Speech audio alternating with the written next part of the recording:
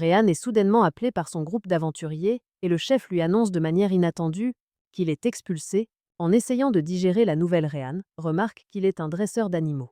Une classe qui lui permet de signer des contrats avec des animaux même si ceux-ci ne sont pas particulièrement utiles en combat. Malgré cela, il avait été accepté dans une équipe de héros et travaillait dur chaque jour pour soutenir ses compagnons croyant avoir gagné leur confiance. De retour dans le présent, Rhéan est confus et pense qu'ils doivent plaisanter. Cependant, Hérios le chef se fâche et lui dit qu'ils sont sérieux. Le reste du groupe regarde Rhéan de haut et l'insulte disant qu'ils ne veulent plus de lui autour, Léan rit le traitant d'inutile, et Hérios lui dit qu'il n'a rien apporté à leur succès. Si ce n'est porter leurs bagages et faire des courses, Rhéan est stupéfait et pense intérieurement qu'il a toujours cru qu'ils étaient durs avec lui, parce qu'il voulait qu'ils grandissent, mais ils l'ont toujours simplement détesté. Hérios ordonne à Rhéan de rendre son équipement puisqu'ils ont eux-mêmes rassemblé ses objets. Avant de partir, alors Rhéan accepte silencieusement mon gars, s'est vraiment fait virer de la pire façon possible. Après avoir été expulsé déçu de lui-même, Rhéan n'arrive pas à croire qu'il n'ait pas remarqué le comportement de son groupe plus tôt, avant que des enfants arrivent et lui demandent de jouer avec eux.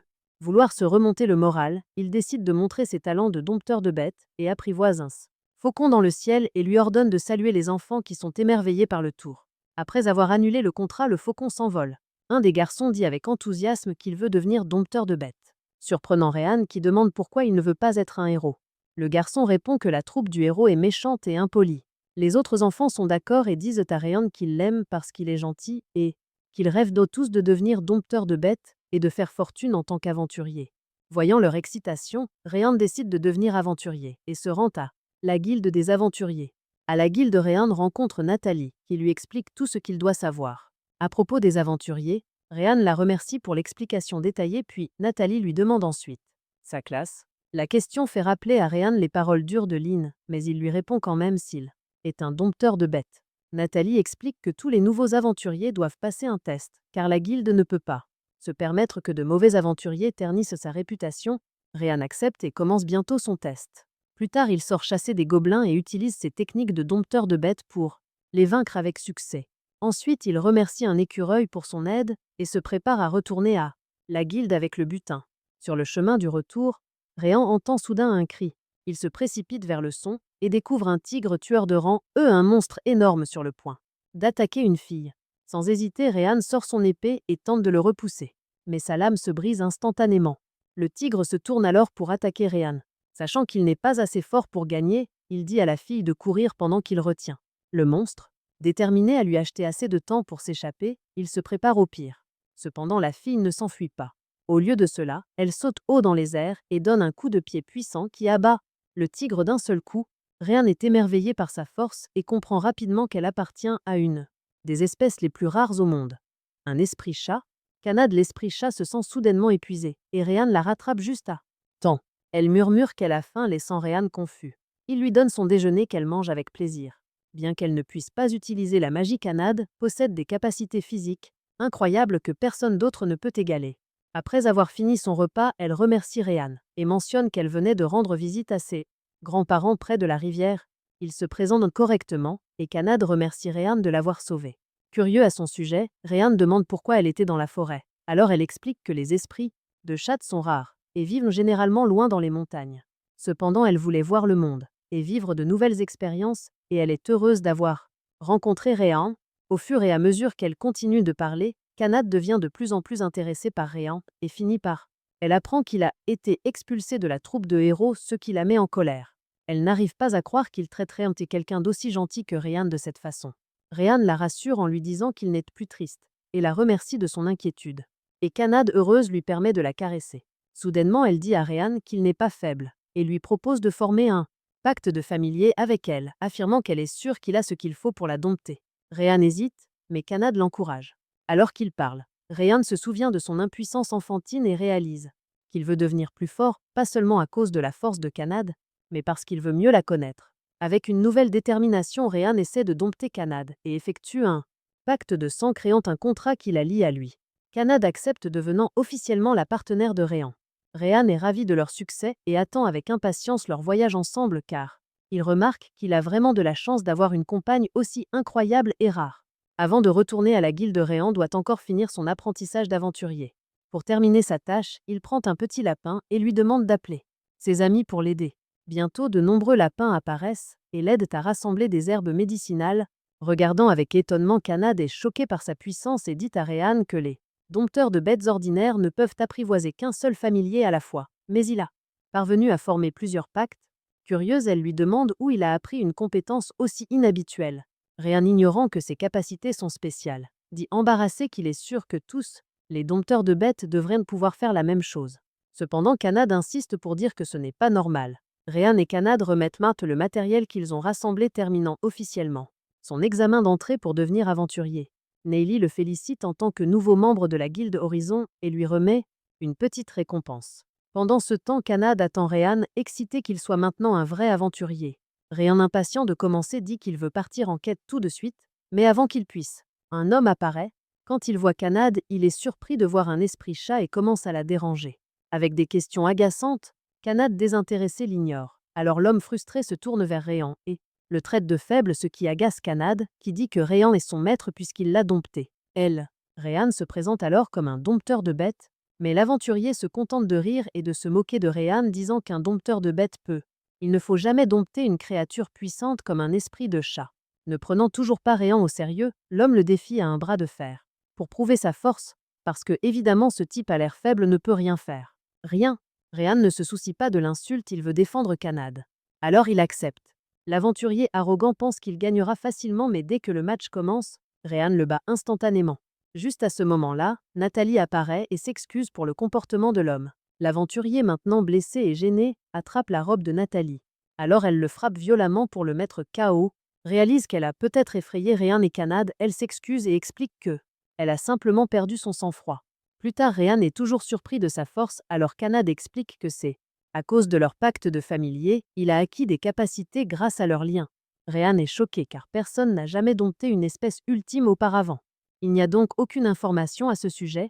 Pendant ce temps, Kanad cueille des herbes médicinales, mais se sent un peu triste car elle s'était imaginé qu'une vie d'aventurier serait plus excitante. Rhéan la rassure qu'étant encore un aventurier de rang F, il doit acquérir plus d'expérience avant de faire de grandes quêtes.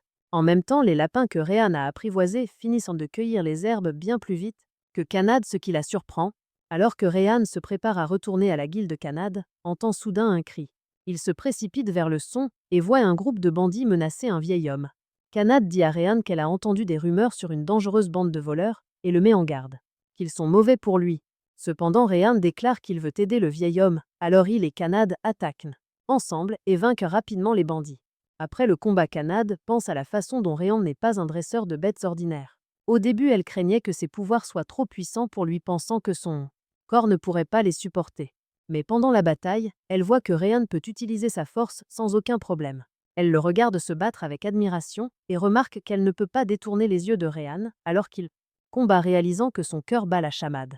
Après que Rhéan ait réglé le cas des bandits, le vieil homme les remercie pour leur aide et explique que son escorte s'est enfuie, le laissant sans défense. Il les avertit aussi que les bandits pourraient vouloir se venger de Rhéan. Souhaitant mettre un terme au problème, Rhéan décide d'aller après le reste des bandits. Kanad s'inquiète car la bande compte plus d'une centaine de membres, mais Rhéan lui assure qu'il a un plan. Il fait alors demander à un écureuil de trouver la cachette des bandits. En voyant à quel point Rhéan est habile, Kanad se sent à nouveau frustré, pensant qu'elle ne fait pas assez. Rhéan remarque cela et tente de la remonter le moral. Alors Kanad rit en disant qu'elle blague. Puis Rhéan lui montre une abeille et explique qu'il a appris à apprivoiser les insectes. Avant, Kanad est surprise d'apprendre que puisque les dompteurs d'insectes sont une sous-classe rare de dompteurs de bêtes, dompteurs. Une fois de plus, elle est impressionnée par les compétences uniques de Rhéan. Rhéan lui dit alors de retourner en ville pour chercher des renforts. Bien qu'inquiète de le laisser seul, Kanad lui souhaite bonne chance et se dépêche de revenir. Après son départ, Rhéan dompte des centaines d'abeilles et se prépare à attaquer les bandits. Pendant ce temps en ville, Lynn et Mina, membres de l'équipe des héros, se disputent. Ils étaient censés protéger le vieil homme, mais ils ont préféré s'enfuir. Léon est en colère que Hérios ne les ait pas aidés et encore plus qu'il n'ait rien pu faire face à la nouvelle. Brice Tamers, qui a l'air triste, admet qu'il ne combat pas parce qu'il est simplement un Brice Tamers, mais Lynn lui dit irrité que même le lâche Rhéan a au moins essayé de se battre. De retour à l'abri des bandits, Lynn envoie une énorme nuée d'abeilles pour paralyser les criminels. Alors que les bandits s'effondrent un par un, Lynn et Mina tombent sur la scène et sont choqués de voir que Rhéan est en réalité un conteur d'animaux incroyablement talentueux. Cependant, Lynn, refusant de le croire, se met en colère et menace de tuer quiconque parle de leur échec. Pendant ce temps, Rhéan élimine avec succès tout le groupe de bandits avec ses abeilles. Peu après, Kanae revient avec des renforts et les aventuriers qui viennent lui faire l'éloge pour son travail remarquable. Cependant, ils lui disent aussi que les chevaliers ont refusé de leur venir en aide. Rhéan se tourne alors vers Kanad, la remerciant d'avoir apporté de l'aide. Le sol commence soudainement à trembler et d'énormes lézards géants apparaissent soudainement à l'intérieur de la grotte. Les bandits, pensant pouvoir contrôler les créatures, se rendent rapidement compte qu'ils se sont trompés lorsque les lézards géants se retournent contre eux à la place. Rhéan et Kanad plongent immédiatement dans la bataille, luttant pour empêcher les monstres de blesser quelqu'un d'autre, tandis que Rhéan ordonne précipitamment aux aventuriers de faire évacuer tout le monde vers la sécurité. Alors que Rhéan fait face aux monstres, il réalise qu'il est en fait fort maintenant et ressent enfin de la confiance en lui. Il attaque donc les lézards rois avec Kanad. Pendant ce temps, les aventuriers à l'extérieur s'inquiètent pour la sécurité de Rhéan et Kanad, et un peu plus tard les deux sortent. Enfin, tout le monde commence à les acclamer et Rhéan remarque joyeusement que tout le monde le reconnaît, lui, le gars qui avait été exclu de la troupe des héros pour être inutile. Il remercie Kanad, disant qu'il a l'impression de pouvoir tout faire avec elle à ses côtés. Ce avec quoi elle est heureuse d'être d'accord. Ce soir-là, Kanad est ravie de pouvoir enfin dormir à nouveau dans un lit doux après une si longue période.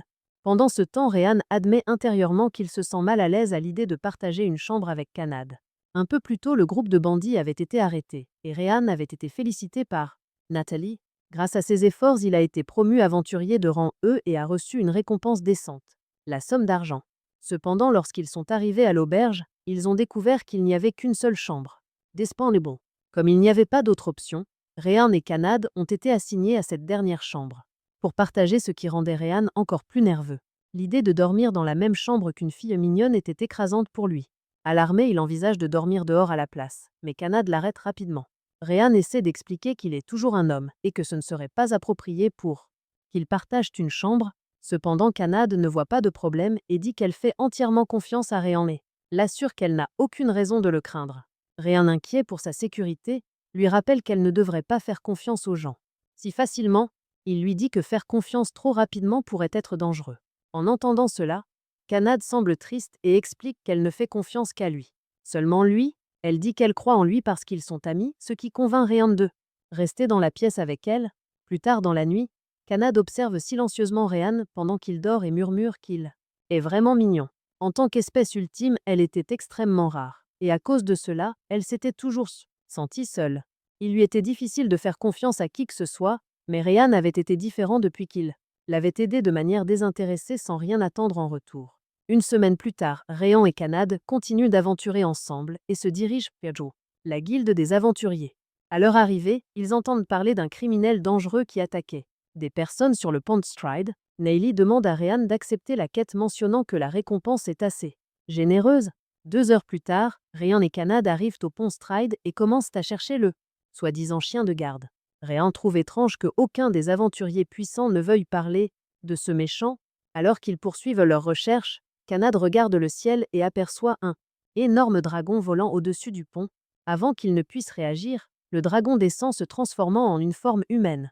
Modulo, une fille au dragon, apparaît et défie audacieusement Rhéan et Kanad à un combat, surprenant Rhéan qui demande si elle était le chien de garde. La fille se présente comme Tanya, membre de l'espèce ultime. Elle explique qu'elle cherchait simplement des adversaires forts pour tester sa puissance. Rhéan n'est pas sûr d'avoir une chance contre un dragon, mais Kanad l'encourage à se battre. Ils commencent à se battre, et Tanya attaque immédiatement Rhéan, le forçant à bloquer. Mais il est repoussé car il est submergé par sa force. Elle est impressionnée par sa force et lance un souffle de feu sur eux.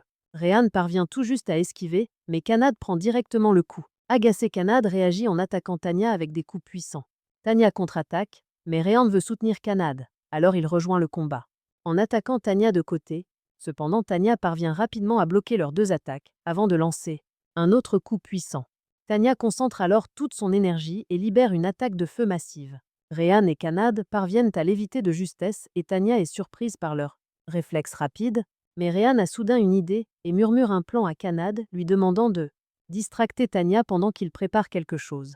Kanad utilise les attaques rapides de son esprit chat, tenant Tanya occupée pendant que Rhéan cherche un type d'oiseau spécifique. Grâce à ses puissantes compétences de domptage de bêtes, Ryan localise un oiseau derrière le pont et le dompte rapidement. Son plan prêt, il appelle Kanad, signalant qu'il est temps d'agir. Tanya se retrouve soudain entourée d'oiseaux et s'effondre lentement, alors que ses jambes affaiblirent. Confusée, elle demande ce qui s'est passé. Ryan explique que les oiseaux qu'il avait apprivoisés étaient tous venimeux et que leurs attaques slowly la paralysaient. Étonnée, Tanya admet lentement sa défaite, et Ryan remporte le combat. Après cela, Ryan demande à Tanya si elle veut se joindre à eux. Surprise, Tanya sent que c'est une personne vraiment bonne avant que Kanad ne taquine. Tanya disant que les mauvaises filles devaient être punies, ce qui la fait rougir. Quelques heures plus tard, ils retournent à la guilde, où Ryan fait part de leur succès à Natalie. Elle est curieuse à propos de Tanya, mais Ryan se contente de dire qu'elle est une amie. Cependant, Tanya étant un dragon fier révèle presque sa véritable identité et Ryan la tire rapidement de côté et lui demande de garder le secret. Il lui dit aussi qu'elle est libre maintenant et qu'elle ne devrait plus attaquer les aventuriers. Plus. Surprenamment, Tanya demande la permission de rejoindre le groupe de Ryan. Ryan et Kanad sont tous deux surpris par sa demande soudaine. Cependant, Ryan ne voit aucune raison de refuser. Voyant son acceptation, Tanya sourit et insiste sur le fait qu'elle veut aussi être domptée. Peu de temps après, Ryan utilise sa puissante magie de domptage des bêtes et crée un contrat. Un cercle magique puissant apparaît reliant son mana à celui de Tanya. En même temps, un motif spécial apparaît sur sa main, marquant leur lien.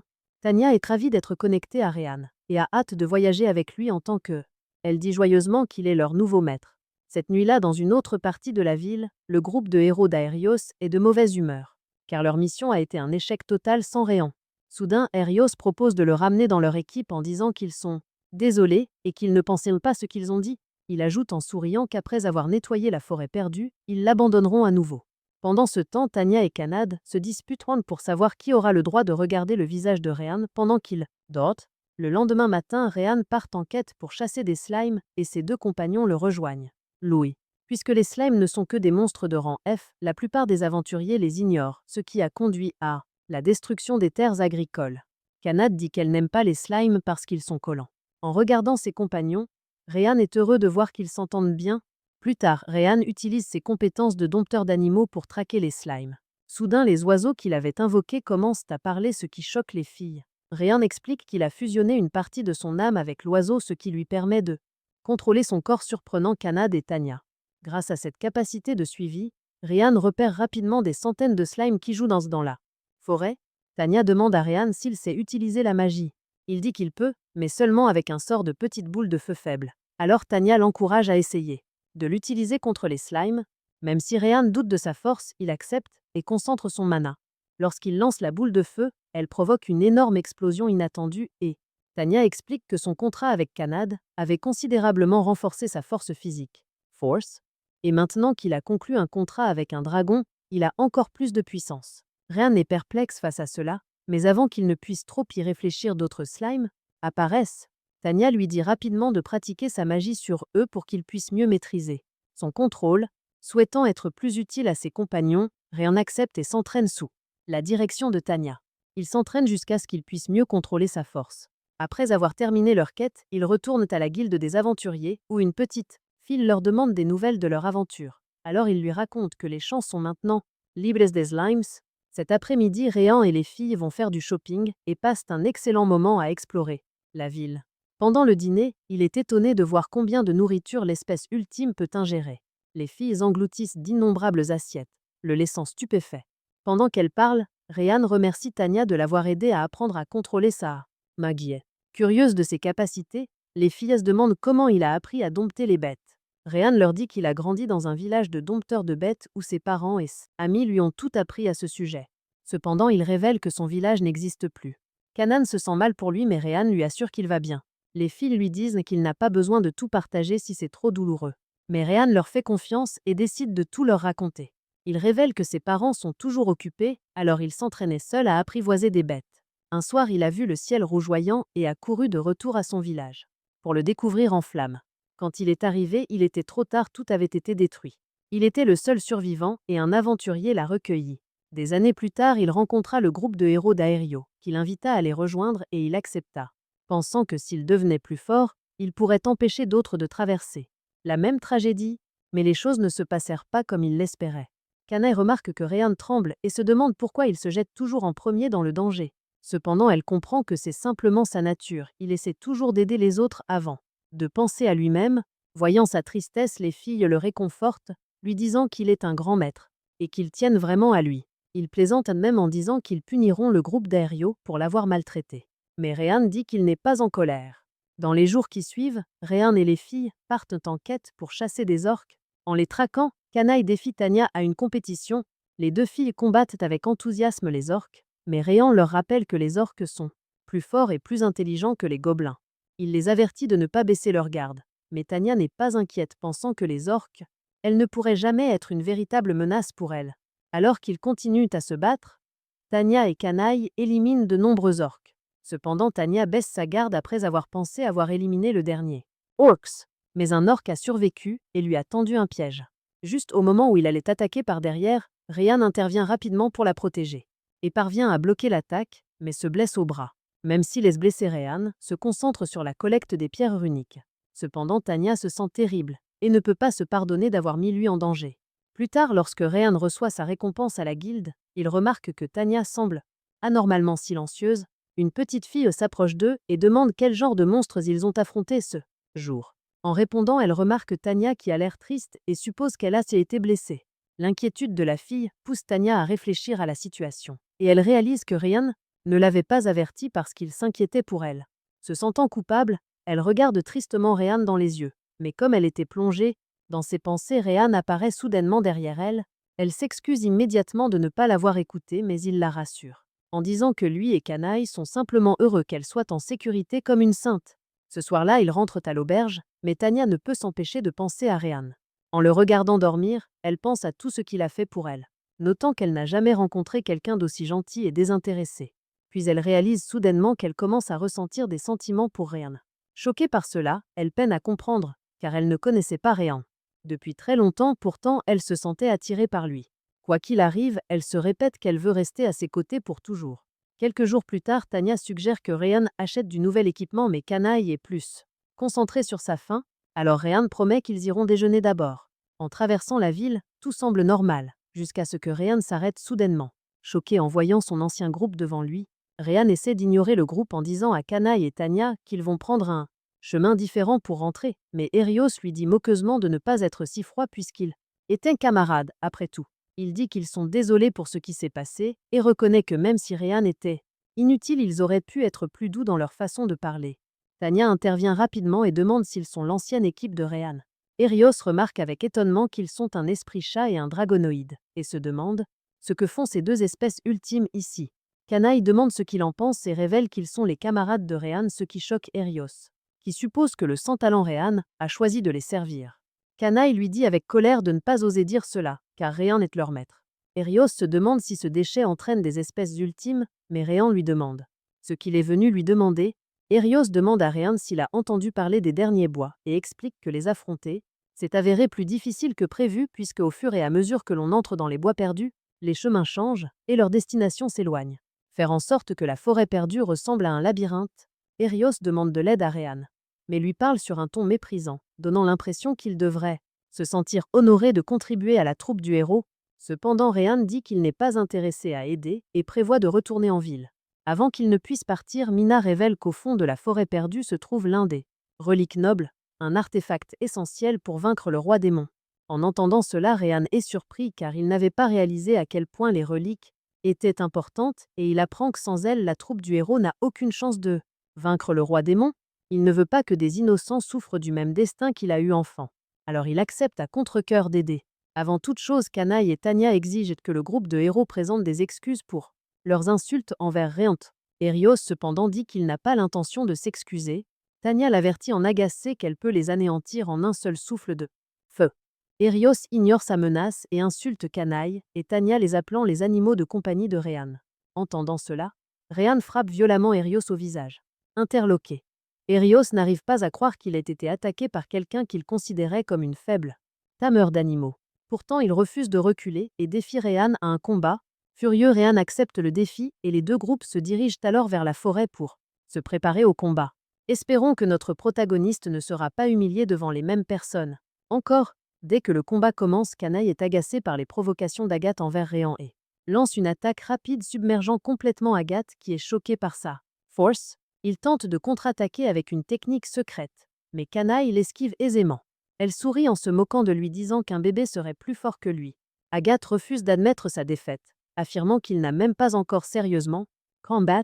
Il déclare alors qu'il va maintenant combattre à pleine puissance. Canet, peu impressionnée, dit qu'elle ne combattra qu'avec la moitié de sa force, ce qui fait soudain réaliser à Agathe à quel point elle est plus forte. Canet, voyant son état pitoyable, admet qu'elle a peut-être un peu trop forcé. Un peu. Pendant ce temps, Tanya se retrouve face aux deux membres féminines du groupe de héros. Elle la sous-estime et lance immédiatement de puissants sorts. Cependant, Tanya annule leur magie sans effort, les laissant stupéfaites. Leanne tente rapidement une autre attaque, convaincue qu'elle fonctionnera, mais Tanya, encore une fois, annule leurs attaques, la choquant. Tanya sourit et annonce que Rhéan est la personne la plus forte qu'elle connaisse. Il refuse d'abandonner et lance rapidement une dernière attaque pour découvrir que Tanya s'amusait avec eux depuis le début. Tanya déclare qu'elle va leur montrer la magie d'une déesse et commence à lancer un gros sort faisant paniquer ses adversaires. Choqués, ils demandent désespérément merci, juste avant de libérer le sort. Tanya s'arrête et leur dit en plaisantant de ne pas prendre ses menaces trop au sérieux. Pendant ce temps, Arios nargue Rhéan lui disant qu'il n'a aucune chance de gagner. Cependant, Rhéan lance immédiatement son attaque. Arios contre-attaque avec son épée, mais Rhéan esquive rapidement toutes ses attaques. Louis, alors qu'ils continuent à se battre, Rhéan remarque qu'aucune des attaques d'Arios ne semble aussi dangereuse que le souffle de feu de Tanya. Rhéan trouve une ouverture et donne un coup de poing fort dans le ventre d'Arios. Arios recule lentement, complètement stupéfait, tandis que Rhéan explique calmement que cela est la véritable puissance d'un dompteur de bêtes. Parce qu'il avait regardé le combat du groupe des héros pendant si longtemps, il avait mémorisé toutes leurs faiblesses. Arios cependant refuse d'accepter la défaite. Il commence à rire, déclarant qu'il mettrait fin au combat en utilisant la magie spéciale du héros. Magie spéciale. Arios rassemble son mana et lance une attaque dévastatrice, mais Rhéan pensant, rapidement il contre-attaque avec une boule de feu, surprenant son adversaire. Ario lance furieusement des sorts plus puissants, mais Rhéan esquive chacun d'eux. Alors qu'ils continuent de se battre, Rhéan élabore un plan et juste au moment où Arios se prépare à porter le coup final, son corps devient soudainement engourdi, et il réalise qu'il ne peut plus bouger. Rhéan révèle qu'il a dressé une abeille avec un fil paralysant pendant le combat, et dit à Arios qu'il s'est trompé en pensant que les dompteurs de bêtes étaient inutiles. Il ajoute qu'il est encore assez en colère de la façon dont il a ridiculisé Kanad et Tanya. Arios rappelle désespérément à Rhéan qu'ils sont toujours camarades, même si ce dernier a mal compris quelque chose. Voyant le regard furieux de Rhéan, Arios demande rapidement pardon, mais Rhéan lui donne un coup de poing, qui provoque un énorme cratère. Alors que la fumée se dissipe, Rhéan murmure qu'Arios serait mort s'il l'avait vraiment frappé, et décide de le laisser s'en sortir ainsi, disant joyeusement qu'il se sent mieux maintenant après. Ce qui Kanad et Tanya se précipitent joyeusement pour l'embrasser. Rhéan et son groupe arrivent au bois perdu, où Tanya, désireuse de dégager un chemin, suggère d'incendier la forêt sombre. Cependant, Rhéan l'arrête, leur rappelant que leur but est de trouver le bouclier de la vérité, l'objet légendaire que seul le héros pouvait utiliser. Lorsqu'il regarde la carte qu'Arios lui avait donnée, il se rend vite compte qu'elle est complètement inutile. Quelques heures plus tôt, le groupe de héros s'était excusé auprès de Rhéan pour la façon dont il l'avait traité dans le passé. Rhéan leur a pardonné et a accepté de les aider à trouver le bouclier de la vérité. Cependant, Arios est vite redevenu son habituel lui impoli et a de nouveau insulté Rhéan. Pour éviter que la situation n'empire, Rhéan a dupé Kanad et Tanya avant qu'elles ne puissent réagir. Dans le présent, Kanad et Tanya disent catégoriquement qu'elles ne veulent pas aider. Arios et Tanya déclarent qu'elle peut vaincre seule un roi démon. Rhéan comprend qu'elle s'inquiète pour lui et les remercie de toujours rester à ses côtés. Rassurés, Kanad et Tanya promettent de le soutenir dans sa mission. Rhéan apprivoise un petit oiseau pour trouver un chemin à travers la forêt et utilise ses compétences pour trouver un chemin vers la partie la plus profonde. Après une courte pause, il se réveille. En voyant Kanad motivé à trouver le objet légendaire, ils suivent l'itinéraire, mais après un moment, ils réalisent qu'ils ont d'une manière ou d'une autre fini de retour là où ils ont commencé. Confus, Kanad suppose qu'ils ont pris le mauvais chemin, mais Tanya suspecte que quelque chose ne va pas avec la forêt elle-même. Elle utilise un sort appelé recherche de matériaux qui révèle une lumière rouge brillante dans le distance. Cela les amène à un arbre étrange entouré de magie d'illusion. Kanad ne comprend pas ce qui se passe. Alors Tanya explique que l'arbre l'a lancé un sort qui les empêche de faire autre chose que marcher en circles. Tanya ajoute que l'arbre projette la barrière, donc l'éliminer devrait permettre qu'ils puissent avancer. Ils se préparent à détruire l'arbre, puisqu'ils doivent casser la barrière qu'ils projettent. Juste au moment où elle s'apprête à attaquer, Une voix résonne soudain dans la forêt lui ordonnant de s'arrêter. Une fée apparaît soudain devant eux, et Rhéan la reconnaît immédiatement comme étant une espèce rare. Il remarque que la magie des fées est encore plus puissante que celle d'un dragon, car les fées belles ont disparu il y a 200 ans, parce qu'elles détestent profondément les humains. Rhéan essaie de lui parler, mais elle leur dit froidement de partir. Lorsqu'ils n'écoutent pas, elle les menace avec un sort puissant les forçant, pour s'enfuir surprenant Kanad, qui pensait toujours que les fées étaient gentilles et amicales. Cependant Rhéan croit qu'il doit y avoir quelque chose d'important caché derrière la barrière car les fées évitaient les humains depuis si longtemps. Tanya suggère de détruire la barrière mais Rhéan décide d'essayer de parler à la fée à nouveau, alors Kanad et Tanya sont d'accord.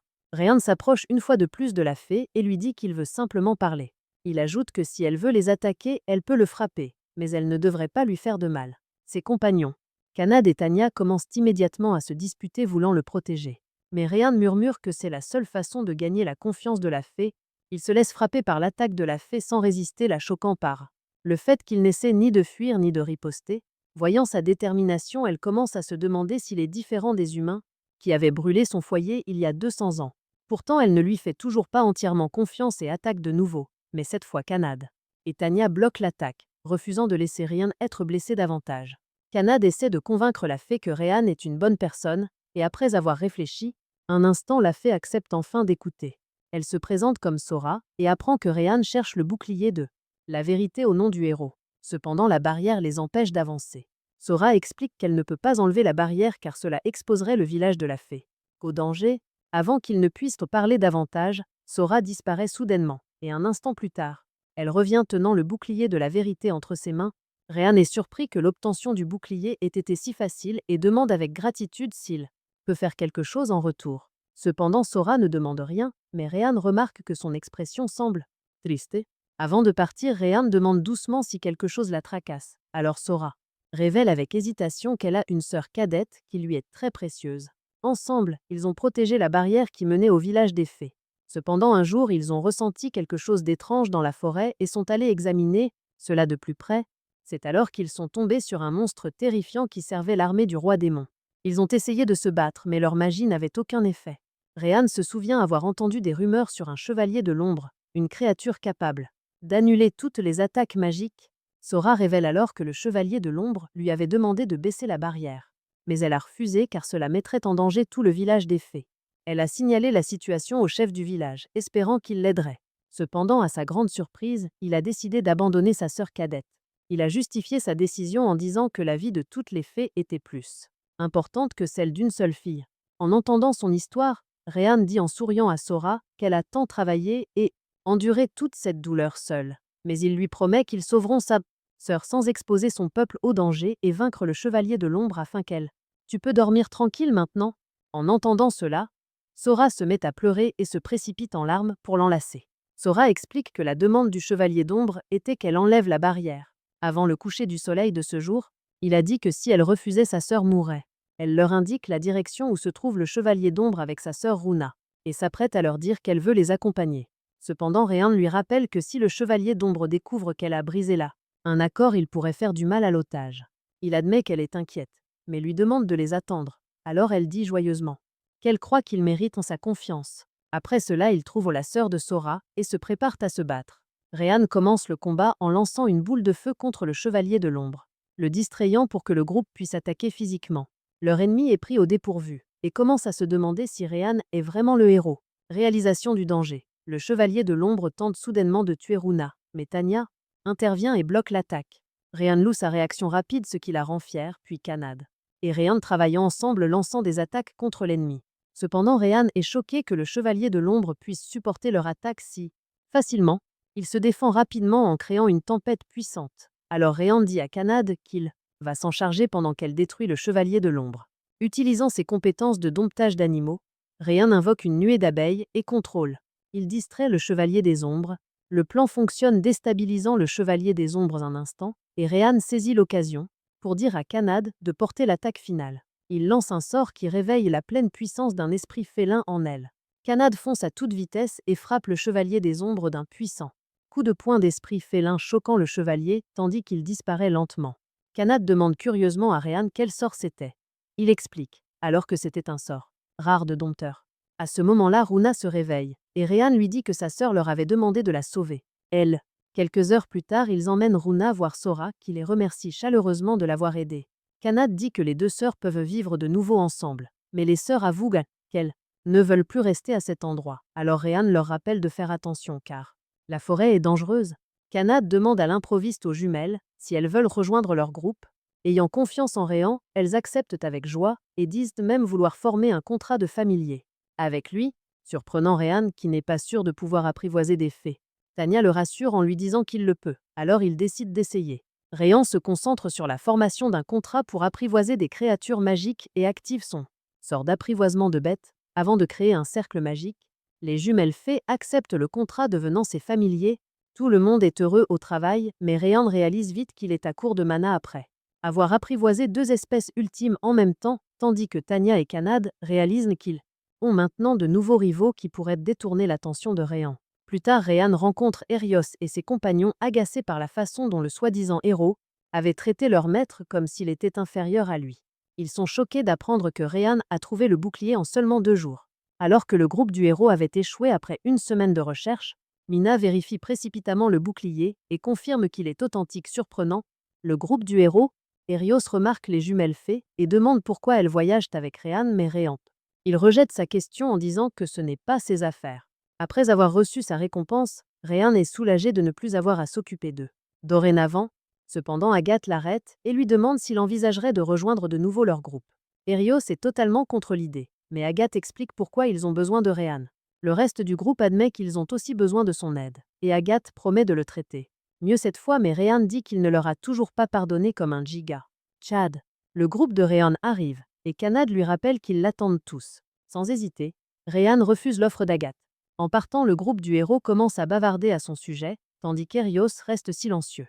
Assis plongé dans ses pensées, plus tard les filles se demandent si seul le héros peut vaincre le roi démon, alors Rhéan leur raconte une vieille légende sur un homme qui reçut le pouvoir des dieux et sauva l'humanité devenant le héros légendaire. Il dit que seul un héros peut dépasser ses propres limites. Cependant, Kanad dit qu'Hérios est assez faible. Rhéan est d'accord et dit qu'Hérios deviendra finalement plus fort et deviendra puissant. Assez pour battre le roi démon. Cependant, Sora et Runa soulignent qu'il est aussi comme le héros puisqu'il a conclu un contrat avec Kanad, ainsi qu'avec Tanya, ce qui lui a donné à la fois des pouvoirs magiques et physiques. Maintenant, son contrat avec elle signifie qu'il possède aussi la magie féerique. À chaque contrat qu'il conclut, il acquiert de nouveaux pouvoirs et devient plus fort. Donc il a déjà largement dépassé les limites d'un humain ordinaire. Kanad suggère que Rhéan pourrait devenir assez fort pour vaincre le roi démon si il continue à apprivoiser encore plus d'espèces ultimes. Elle lui demande s'il ne veut pas le faire, ce à quoi Rhéan répond que battre le roi démon était l'objectif pour lequel il travaillait dans son ancienne équipe. Lorsqu'ils l'ont exclu cet objectif et toutes ses responsabilités ont disparu, il admet qu'il le ferait s'il le pouvait, mais leur rappelle que vaincre le roi démon n'est pas comme leurs anciens jobs, car beaucoup de vies en dépendent. Il décide de commencer à réfléchir à ce qu'il veut faire, et Kanad dit joyeusement que tout. Ils sont avec lui tandis que Rhéan se demande quel objectif il devrait poursuivre. Rhéan se réveille et voit que les filles dorment encore paisiblement. Il évite de justesse d'être frappé par la queue de Tanya, et murmure en souriant qu'il espère qu'il y aura bientôt une chambre libre. Un peu plus tard, ils prennent tous le petit déjeuner ensemble, et Rhéan dit qu'il devrait ranger son équipement puisqu'ils ont rempli leur estomac grâce à la récompense de la demande d'Aério. Ils se dirigent vers la ville, mais Sora et Runa s'accrochent au bras de Rhéan et murmurent nerveusement que ce serait mauvais si quelqu'un apprenait que leur fée et Sora promettent de faire en sorte de la protéger quoi qu'il arrive. Rhéan leur assure que ça ira, mais Runa nerveuse dit qu'il y a quelques fées recluses, donc il leur faudra du temps pour s'y habituer. Un groupe d'aventuriers apparaît et commence à faire l'éloge de Tanya parce qu'elle les a vaincus auparavant.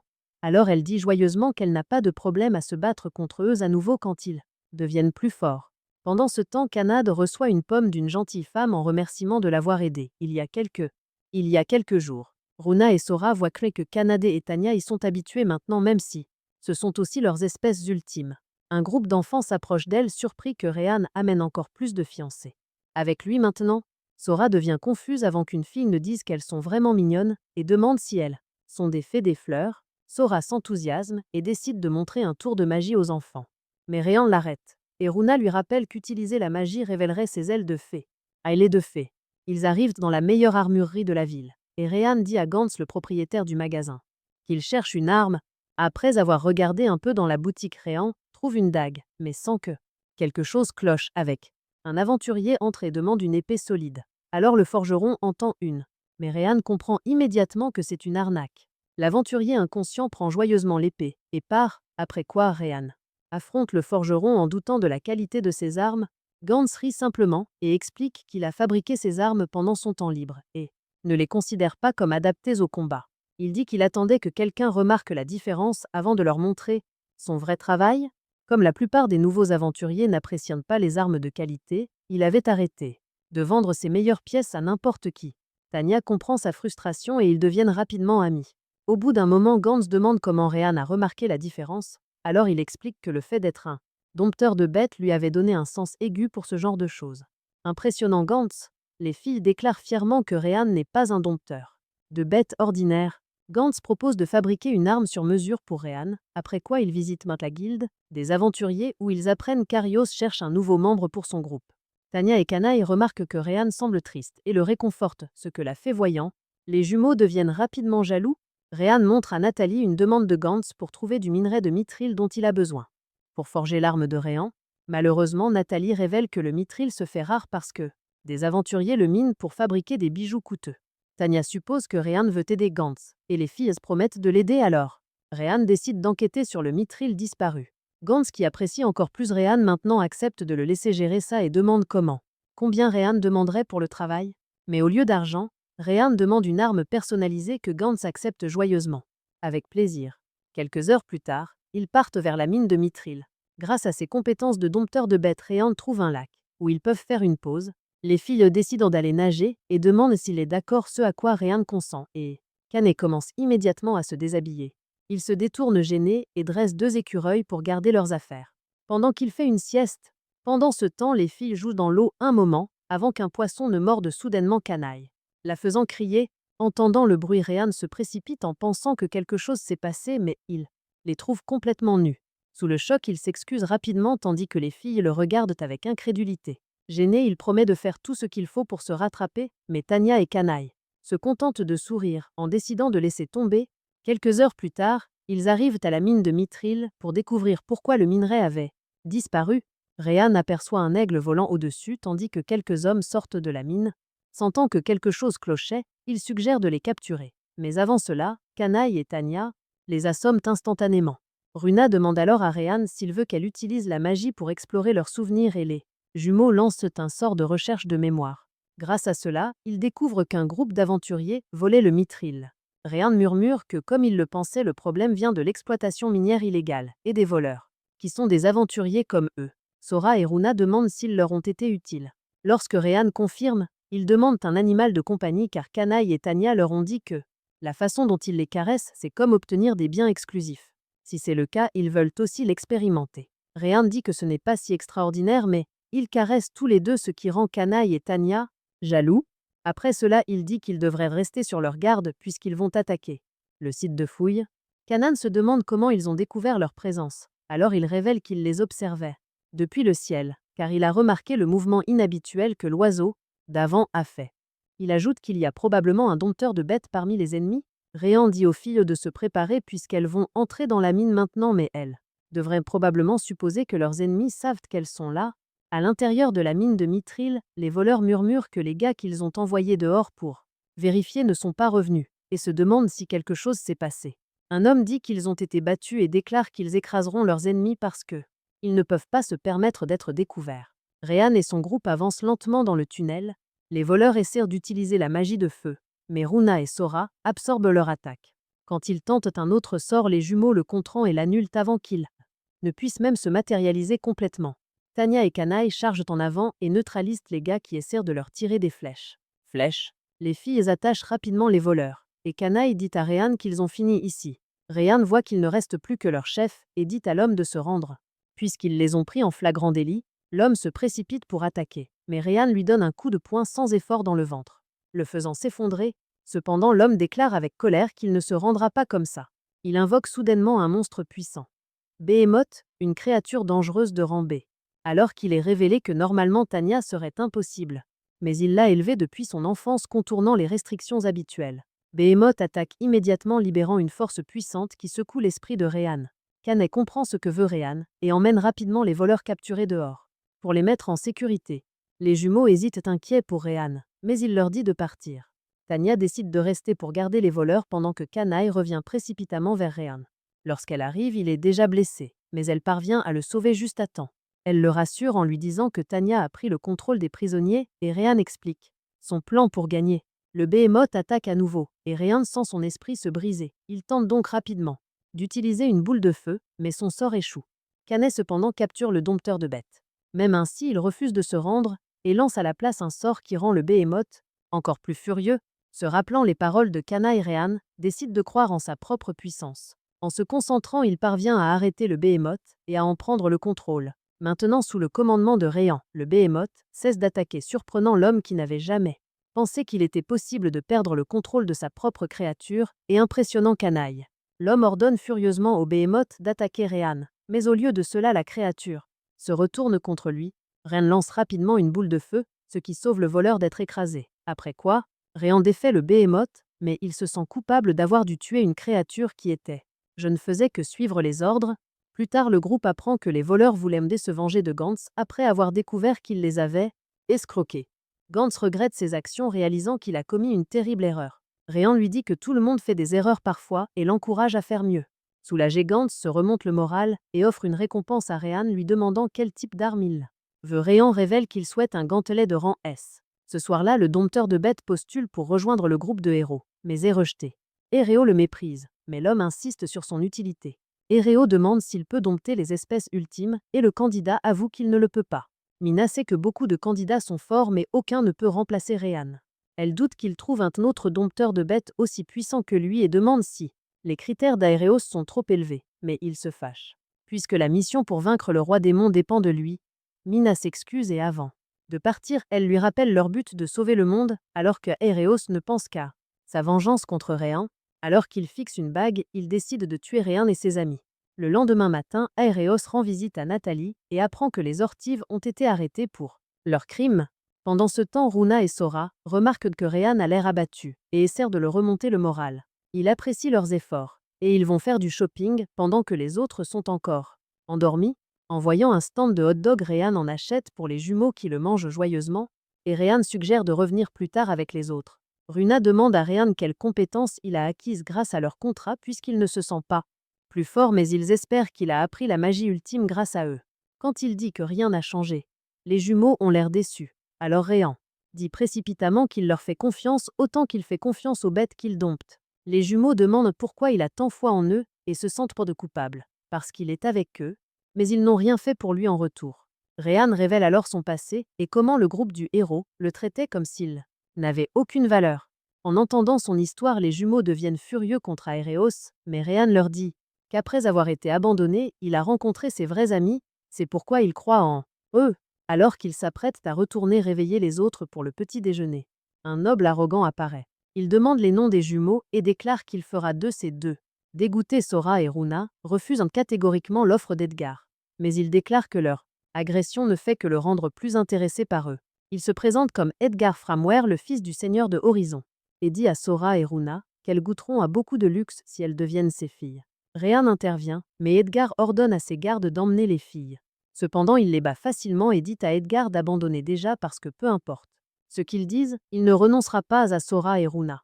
Edgar, confiant en son pouvoir, refuse de reculer et prend en otage des innocents habitants de la ville, déclarant qu'il les fera punir, puisque ces gens ne sont de toute façon que des outils pour lui. En les appelant vos outils, il laisse Rhéan lutter pour trouver un moyen de sauver tout le monde.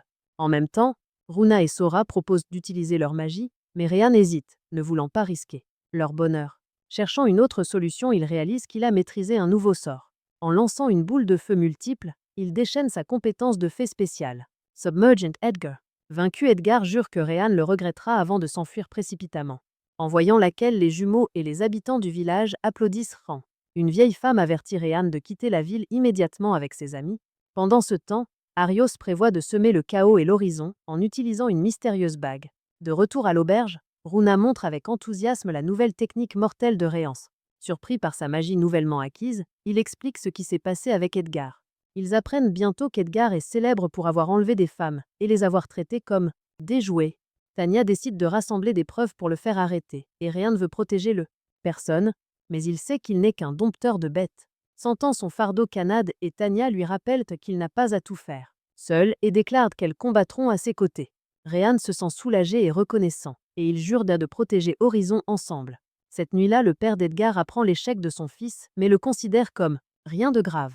Cependant, Edgar soudoie Gaëlé, le capitaine de l'ordre des chevaliers, pour faire taire toute témoin et enquêter sur Ryan.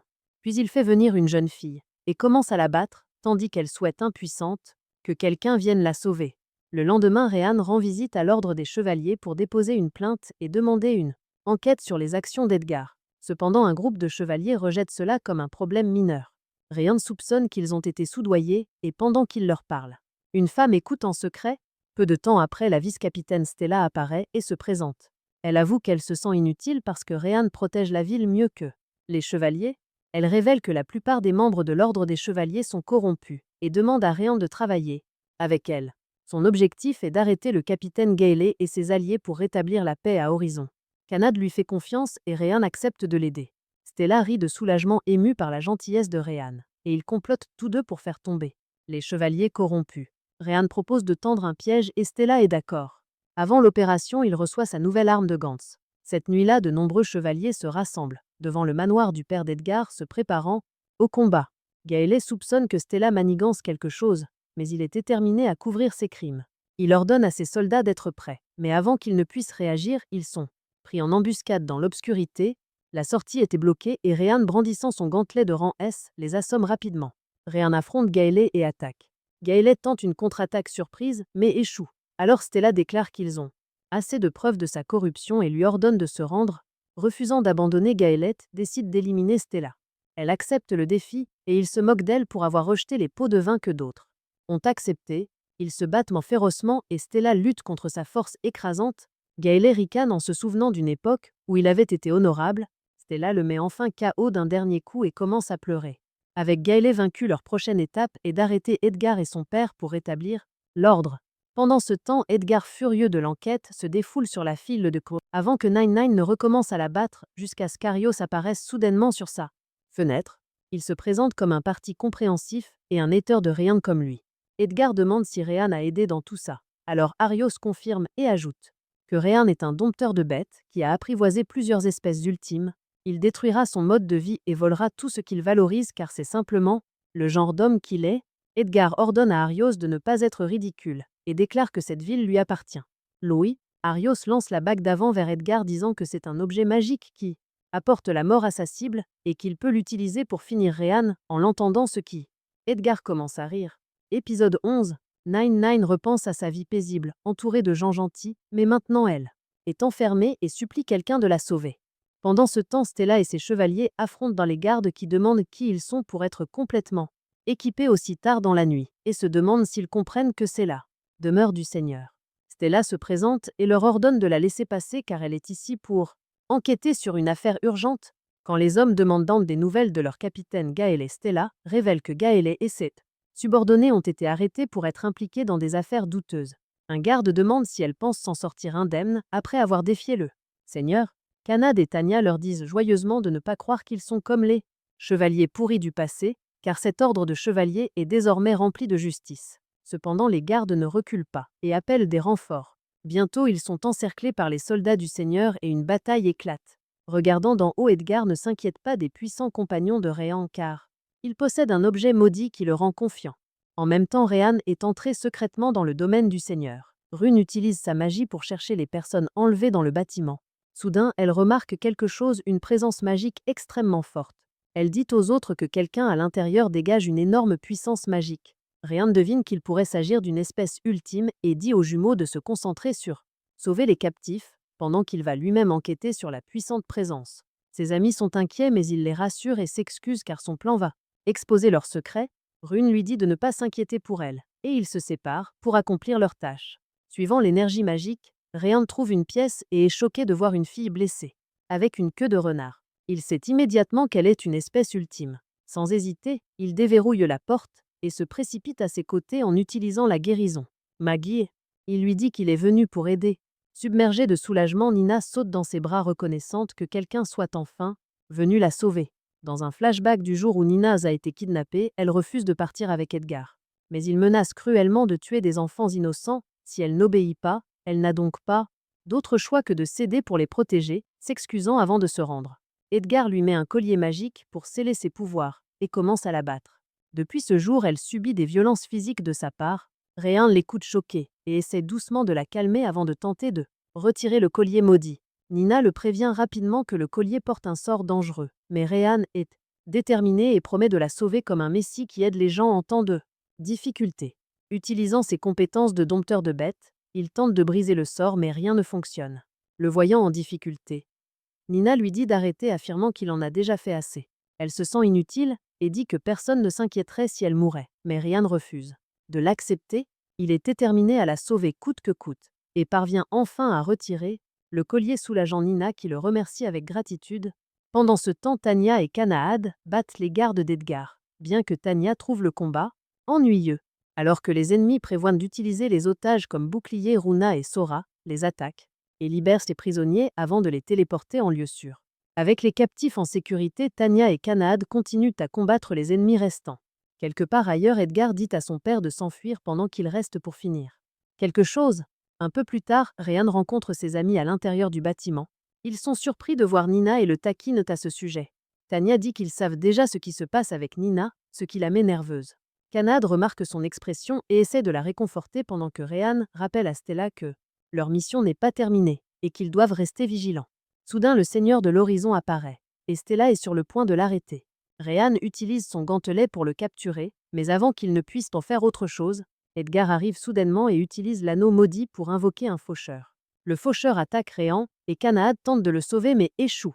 Pensant que Rhéan est mort, Hérios commence à célébrer, mais Rhéan révèle qu'il est indemne et ses amis sont soulagés de le voir en sécurité. Ils expliquent que le sort de faux de la mort utilisé par le faucheur est censé être une magie de mort instantanée. Runa décide soudainement de tester quelque chose et lance un sort de poison mortel sur Rhéan. L'attaque inattendue choque tout le monde, mais elle explique rapidement qu'elle soupçonne que Rhéan a acquis une capacité qui annule les effets de statue. Edgar est furieux et il est perdu. L'anneau maudit commence soudainement à lui parler dans sa colère et il est englouti par son pouvoir obscur. Le corps d'Edgar est soudainement enveloppé de bave noire et commence à se dilater. Rhéan dit avec urgence que ce genre de choses ne peut pas arriver et se dépêche de lance une boule de feu dessus. Cependant, alors que la fumée se dissipe, un démon géant perce lentement à travers la bave et demande s'ils sont ceux qui l'ont réveillé. Rhéan reste figé de choc et réalise que c'est un démon comme celui qui a détruit son village. Le démon les remercie et déclare que vous les tuerez sans pitié, sans merci ni dignité aucune. Le démon sourit en coin et dit qu'il a encore beaucoup de gens avec qui jouer avant que qui s'envole. Rhéan comprend rapidement que sa vraie cible est toute la ville, mais il ne veut pas mettre tout le monde en danger. Cependant, son équipe est déterminée à se battre avec lui. Rhéan leur dit qu'ils n'ont pas à le faire, mais il refuse de reculer. Promettant qu'il reviendra, il part à la poursuite du démon. Pendant ce temps, le démon attaque Horizon avec une magie puissante. Alors que le chaos éclate, Rhéan et ses amis arrivent prêts à l'arrêter. Barbe Noire rit simplement excité par le combat. Kanan frappe le premier et le groupe combine leurs attaques contre lui. Malheureusement, Barbe Noire se libère facilement mais les jumeaux enchaînent rapidement, avec un sort d'éclair. Pendant une seconde, il pense l'avoir vaincu mais il va parfaitement bien. Il sourit en coin et se vante de sa force. Puis utilisant son pouvoir, il invoque à l'improviste des chiens démons.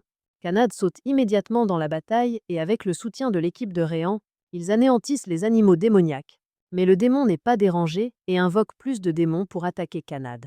La blessant, Tanya riposte avec une déflagration de feu, tandis que Rhéan soigne Kanaad. Tanya essaie de retenir le démon, mais il est trop fort et la maîtrise. Heureusement, Rhéan voit qu'elle n'est pas blessée. Prenant plaisir au combat, le démon commence à lancer un énorme sort. Au moment où il termine, une partie de la ville est détruite, ce que Rhéan voit avec colère.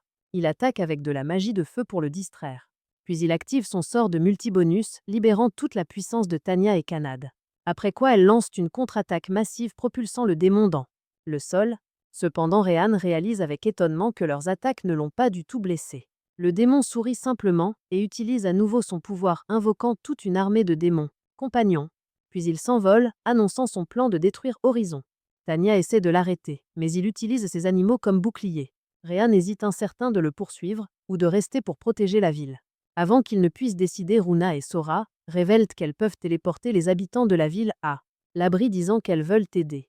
Pendant ce temps, le groupe de Kiro parle de l'attaque et Mina dit qu'elle veut se battre, mais Aerios dit que leur seule mission est de vaincre le roi démon. Pendant ce temps, Stella mène ses soldats pour évacuer les citoyens, leur disant de protéger la ville à tout prix. Alors Runa et Sora arrivent avec leur plan. Nina est nerveuse, mais les jumeaux la rassurent, lui disant de garder espoir. Le groupe de Réan continue de se battre et parvient à protéger beaucoup de personnes. Il guide les citoyens vers la sécurité, mais les démons continuent d'arriver. Bientôt Runa et Sora sont prêtes à téléporter tout le monde, mais les gens hésitent car ils ne savent pas s'ils peuvent leur faire confiance. Juste alors, un vendeur de hot-dogs s'avance, disant qu'il croit aux fées. En voyant cela, plus de personnes commencent à suivre son exemple, mais avant qu'il puisse finir. Alors que les citoyens sont téléportés, une énorme vague de démons attaque. Peu importe leurs efforts, de plus en plus de démons apparaissent. L'équipe de Réan commence à être submergée, quand juste à temps les aventuriers de Horizon arrivent. Melee les a rassemblés pour soutenir l'équipe de Réan, s'assurant qu'ils ne combattent pas seuls. Gantz apporte des armes, et les aventuriers combattent avec acharnement, ouvrant un chemin pour le groupe de Réan. Et Réan leur est reconnaissant pour ce renfort. Pendant ce temps, Runa et Sora parviennent à téléporter le reste des citoyens vers sécurité. Voyant tout le monde travailler ensemble, Nina est inspirée à rejoindre le combat. Réan élabore un plan, mais il doit s'approcher du démon pour l'exécuter. Tanya dit qu'elle ne peut pas utiliser ses ailes de dragon, car les familiers du démon sont sur le chemin. Puis Nina se porte volontaire, disant qu'elle veut aider. Kanaï et Tanya échangent un regard, se rappelant que les demi-corps ont des capacités spéciales, pendant qu'ils repoussent les familiers du démon Réan, et Nina avançant vers le démon alors qu'il lance attaque après attaque. Mais Réan les évite toutes comme un héros principal incroyablement surpuissant. Ensuite, le démon tire un laser géant, juste avant qu'il ne touche Mani, utilise un sort de vitesse éclair, aidant Réan à réduire la distance. Réan active son sort d'amélioration, ce qui le renforce. Le démon envoie ses monstres à sa poursuite, mais Réan utilise rapidement ses compétences de dompteur. Pour tenter de sceller Blackbeard, Réan absorbe l'énergie sombre du démon dans son corps, prenant le contrôle des familiers du démon. Mais le pouvoir maléfique commence étonnamment à le submerger. Réan lutte, mais refuse de céder et parvient à le vaincre. Il ordonne aux familiers du démon d'attaquer le démon et ils explosent à l'impact. Alors que le démon disparaît lentement, il demande le nom de Réan, mais il refuse de le lui donner. Épuisée, Nina tombe lentement dans les airs, alors Réan se précipite pour la rattraper, mais Tanya, il attrape les deux avant qu'ils ne tombent. Réan et les autres filles regardent lentement le soleil se lever, pendant qu'ils remarquent que ce n'était pas une fin parfaite. Il est sûr que certains ont été blessés, mais à la fin, ils les ont protégés. 3 jours après l'attaque, les habitants commencent à reconstruire. Stella est officiellement nommée nouvelle capitaine des chevaliers, et Réan remarque qu'il est sûr qu'elle transformera les chevaliers en une force pour le bien. Elle lui a dit que les complices du crime avaient été transférés à la capitale pour leur punition et a révélé que les villageois de Nina ont apparemment déménagé après l'avoir perdue. Elle, les autres filles aident à réparer la ville, et Stella dit à Réan qu'il est vraiment l'un des champions de la ville. Il reconnaît que les filles sont incroyables, mais dit qu'il n'est pas un champion puisqu'il est juste un dompteur de bêtes ordinaire, ce qui fait rire les filles. Quelques jours plus tard, Nina s'approche de Réan et lui dit qu'elle veut rester avec lui. Réan n'est pas sûr de pouvoir former un autre lien avec une espèce ultime, mais il, déterminé à faire en sorte que ça marche. Grâce à ses solides compétences de dompteur de bêtes, il parvient à conclure un pacte avec Nina et elle accepte, devenant officiellement membre de sa famille. Une fois le contrat scellé, les filles sont ravies d'accueillir un nouveau membre. Plus tard, Réan rend visite à la guilde des aventuriers et est surpris de voir Stella là-bas. Nathalie explique qu'elles ont parlé de travailler ensemble. Stella est récemment devenue la nouvelle capitaine de l'Ordre des Chevaliers et elle remercie Réan, ainsi que ses amis. Sans leur aide, Horizon aurait été détruite. Quelques instants plus tard, Réan est informé qu'il a été promu aventurier de rang C. Aventurière, il est choqué car il ne s'y attendait pas, mais Nathalie explique que c'est une récompense pour avoir vaincu un démon. Elle mentionne aussi qu'il recevra un important paiement dans le cadre de cette promotion. Plus tard, Nathalie rencontre le nouveau membre du groupe de Réan et trouve immédiatement Nina adorable. Cependant, elle est prise au dépourvu lorsqu'elle réalise que Nina est une demi-déesse. Même si Nina a un parcours si important, elle est incroyablement gentille. Ce qui impressionne Nathalie. Plus tard, Réan mentionne que leur chambre actuelle est trop petite pour un groupe de 6 personnes. Nathalie propose d'acheter une maison avec assez d'espace pour tout le monde et les filles acceptent avec plaisir. Alors Réan décide de leur trouver une maison. Ils passent la journée à visiter différentes maisons.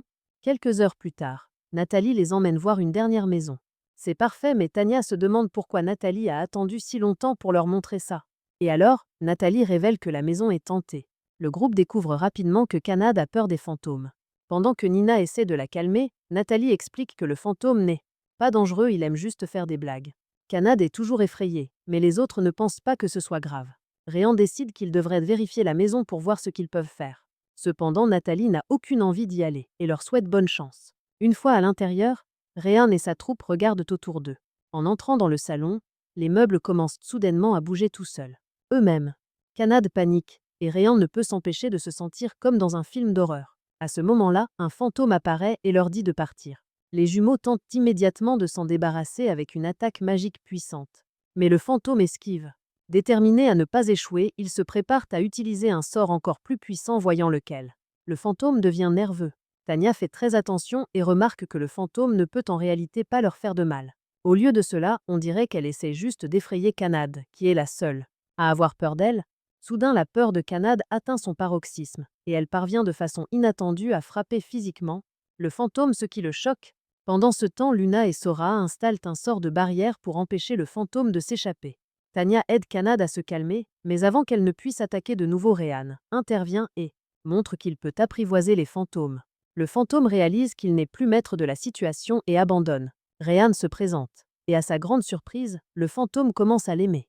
Elle se présente comme Tina et leur dit qu'elle est morte il y a 30 ans. Curieuse, Tania demande comment elle était morte, et Tina explique que le manoir a été assassiné par l'ancien propriétaire. Réan se tourne alors vers Kanad et lui demande si elle a encore peur de Tina. Kanad, nerveuse, accepte d'essayer de s'entendre avec elle. Alors Réan demande à Tina si elle voudrait rester dans le manoir avec eux, ce qui la surprend. Les filles lui disent que Réan prend souvent ce genre de décision, et il dit joyeusement qu'il a hâte de vivre avec elle dans la maison, ce dont Tania le remercie avec gratitude. Il la remercie. Quelques jours plus tard, Réan signe officiellement un contrat avec Tina, faisant d'elle une membre de la famille. Kanad raconte avec excitation à Nathalie leur nouvelle colocataire fantomatique, et mentionne qu'il prévoit une pendaison de crémaillère. Ce soir-là, ailleurs dans la ville, le groupe des héros cause des problèmes. Ils exigent de la nourriture gratuite d'un vendeur de légumes, mais l'homme refuse, disant qu'il n'a rien de plus à donner. Arios insiste avec colère que c'est le devoir de l'homme de les soutenir.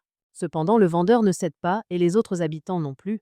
Arios détruit furieusement l'étal de légumes avant de partir, voyant que les habitants présents déclarent qu'ils n'ont pas besoin d'un soi-disant héros puisqu'ils ont Réan.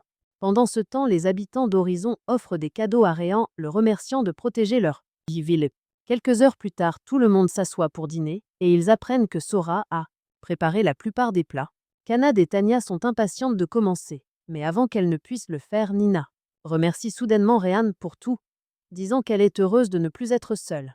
Réan remarque qu'il a perdu son foyer, sa famille, sa ville, et qu'un grand vide s'est ouvert dans son cœur le jour où il les a tous perdus. Les autres filles sont d'accord avec Mina, disant que c'est aussi vrai pour elles. En les voyant, Réan commence lentement à pleurer, mais dit joyeusement qu'il a probablement tellement faim que ça lui a fait monter les larmes aux yeux, ce qui est la pire excuse que les filles aient jamais entendue. Kanad convient que c'est triste quand on a faim, et Tania dit qu'elle est prête à partager une partie de sa viande avec lui, avant qu'ils ne se mettent tous joyeusement à manger.